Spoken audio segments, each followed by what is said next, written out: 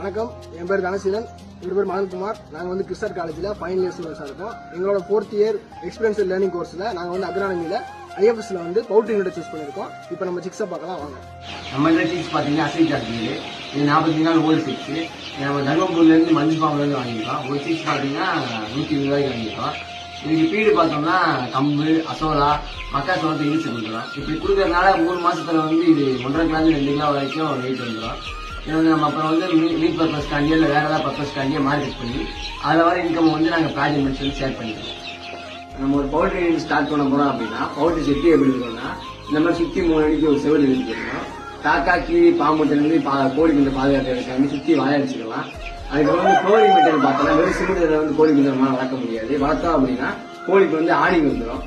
அதனால நம்ம வந்து குளோரிங் மெட்டீரியல் வந்து மணல் யூஸ் பண்ணிருக்கோம்.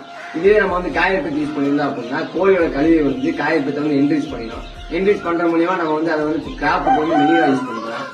இது வந்து கோழி குஞ்சா இருக்கிறனால சாயங்காலம் அடைச்ச பிறகு வந்து நம்ம ஹீட் தேவைப்படும். அதுக்காக நம்ம வந்து குண்டு பல்ப் மூலியமா ஹீட்டு கொடுத்துட்டு இருக்கோம். அப்புறம் இந்த சீசன்ல பார்த்தோம்னா மேஜர் டிசீஸ் பார்த்தோம்னா கோழிக்கு வந்து வெள்ளை கிளைச்சல், காய்ச்சல், சளி இந்த மாதிரி நோய் வந்து அதிகமாக தாக்கும். அதை வந்து ப்ரிவென்ட் பண்றதுக்காக நம்ம என்ன பண்ணோம்னா சின்ன வெங்காயத்தை சின்ன சின்னதாக நறுக்கி தயிர், மஞ்சள் கலந்து கொடுக்கறது மூலியமா டிசீஸ் சுத்தமாக தடுக்கும்.